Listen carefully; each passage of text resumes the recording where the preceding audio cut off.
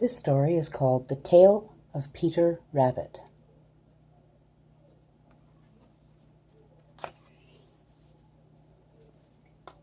Once upon a time, there were 4 little rabbits, and their names were Flopsy, Mopsy, Cottontail, and Peter. They lived with their mother in a sandbank underneath the root of a very big fir tree. "Now, my dears," said old Mrs. Rabbit one morning, "you may go into the fields or down the lane, but don't go into Mr. McGregor's garden. Your father had an accident there. He was put into a pie by Mrs. McGregor.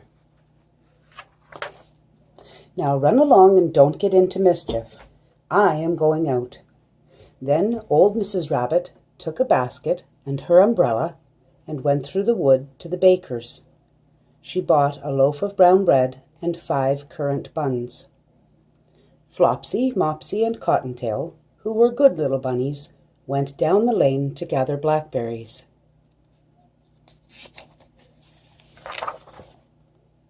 But Peter, who was very naughty, ran straight away to Mr. McGregor's garden and squeezed under the gate. First he ate some lettuce and some French beans. Then he ate some radishes. And then, feeling rather sick, he went to look for some parsley. But round the end of a cucumber frame who should he meet but Mr. McGregor? Mr. McGregor was on his hands and knees planting out young cabbages, but he jumped up and ran after Peter, waving a rake and calling out, "Stop, thief!" Peter was most dreadfully frightened. He rushed all over the garden, for he had forgotten his way back to the gate. He lost one of his shoes among the cabbages, and the other shoe among the potatoes. After losing them, he ran on 4 legs and went faster, so that I think he might have got away altogether, if he had not unfortunately run into a gooseberry net and got caught by the large buttons on his jacket. It was a blue jacket with brass buttons, quite new. Peter gave himself up for lost and shed big tears, but his sobs were overheard by some friendly sparrows, who flew to him in great excitement and implored him to exert himself. Mr. McGregor came up with a sieve, which he intended to pop on the top of Peter, but Peter wriggled out just in time, leaving his jacket behind him. He rushed into the tool shed and jumped into a can. It would have been a beautiful thing to hide in, if it had not had so much water in it.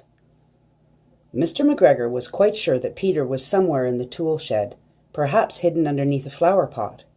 He began to turn them over carefully, looking under each one. Presently, Peter sneezed. "Kerchoo!" Mr. McGregor was after him in no time. And he tried to put his foot on Peter, who jumped out of a window, upsetting 3 plants.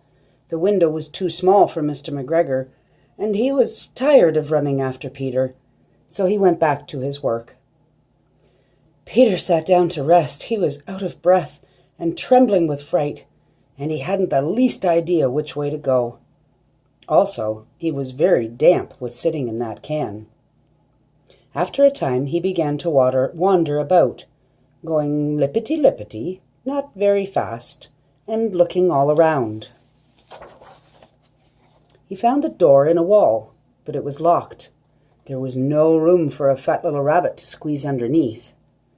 An old mouse was running in and out over the stone doorstep, carrying peas and beans to her family in the wood.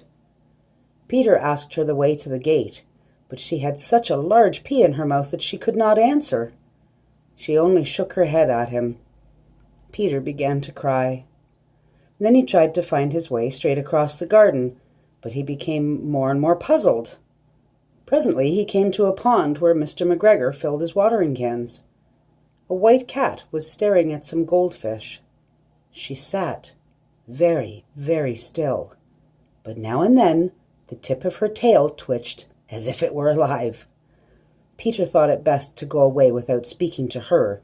He had heard about cats from his cousin, little Benjamin Bunny. He went back towards the tool shed, but suddenly, quite close to him, he heard the noise of a hoe. Scritch, scratch, scritch, scratch. Peter scuttered underneath the bushes. But presently, as nothing happened, he came out and climbed up on a wheelbarrow and peeped over. The first thing he saw was Mr. McGregor hoeing onions.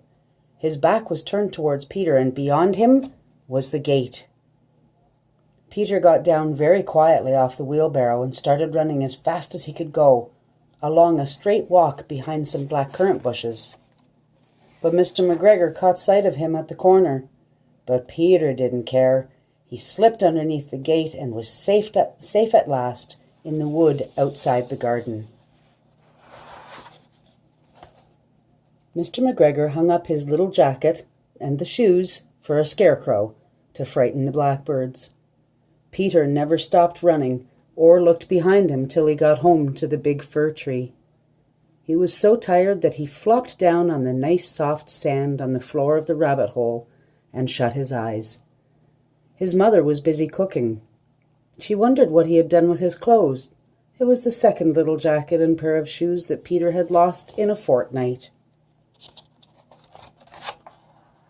I am sorry to say that Peter was not very well during the evening. His mother put him to bed and made some chamomile tea, and she gave a dose of it to Peter.